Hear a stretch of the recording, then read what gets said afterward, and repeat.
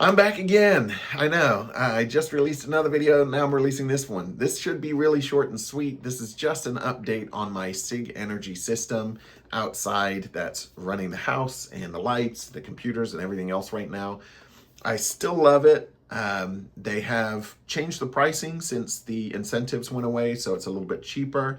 I think they're saying 20 to 30% cheaper now, which is great because if you've lost the 30% federal incentives, then you're still sort of penciling out on paper at a similar price. They've increased the batteries from 5 to 6 kilowatts and 8 to 9 kilowatts. So you can no longer get the 5 and 8 kilowatt modules, you get the 6 and 9 kilowatts. I don't know if that's a software change and they're just sort of releasing more of the battery's existing storage capacity or allowing you to use more of it, or if that's an actual change to the module and the batteries inside them. So I can't find any info on that out there. I suspect it's probably a software change rather than a manufacturing change, but I don't know. Now that I'm not running the AC, and I don't even need to use the V2X, even though I've only got the 16 kilowatt battery stack right now. And I really love that. So I go to sleep, like my house is just off grid for weeks at a time. So I'm not running the AC. I ran the AC yesterday. I'm probably gonna run it a little bit today because we're going through a warm snap in San Diego over here. So I'm probably gonna run the AC a few times over the next few days, just at the peak temps of the day. And then that'll come out of the battery pack. But I've been having so much battery left over at the start of each day after making it all the way through the night. When the solar starts taking off or taking over, I still have a bunch of energy left over in the batteries. So running the AC is fine.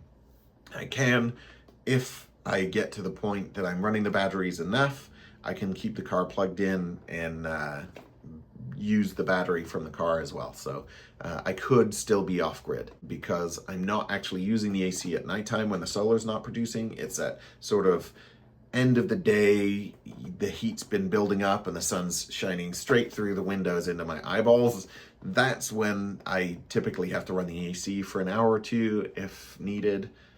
And if I've got the car plugged in or the house batteries are fully charged and the solar's still producing, then I've got enough energy to overcome the peak inrush that the AC is going to use when it fires up. So during the summer, my issue with that is that if the solar is not producing, then I don't have enough energy to meet that immediate inrush. They did increase the capacity of the inverter as well. Again, I don't know if that's a software related issue or an actual hardware issue, but they have Sigenergy increased the inrush capacity, the peak inrush management capability, so that it can run, I think they say up to a 5-ton or maybe a 6-ton air conditioner with the newer units. So that's pretty cool. I should try mine again sometime, just see if it is an actual software update rather than a manufacturing change. So I could see it being like a slightly bigger relay or something somewhere along the line. I don't know. So yeah, still loving the system. It's still working perfectly. Also, the Rivian can now run for 90 minutes. I don't know if that's a change on the Rivian side or if it's on Sigenergy's side, but the amount of power I can pull during that 90 minutes seems to vary. So it seems more of a time sort of related issue when it shuts off instead of a state of charge issue. So really looking forward 2026. The Rivian should work fully with that system. I don't get the impression from Rivian right now, from the folks that I've talked to, that it's going to be a subscription item. It should be just capability that's released over the air. That would be great. Sigenergy, fantastic job. The system's working great. This is just over 6 months update now. My system went live in June. It's working exactly as you would hope. So I think now as well, there's enough information out there from people like me who've owned the system for 6 months or so.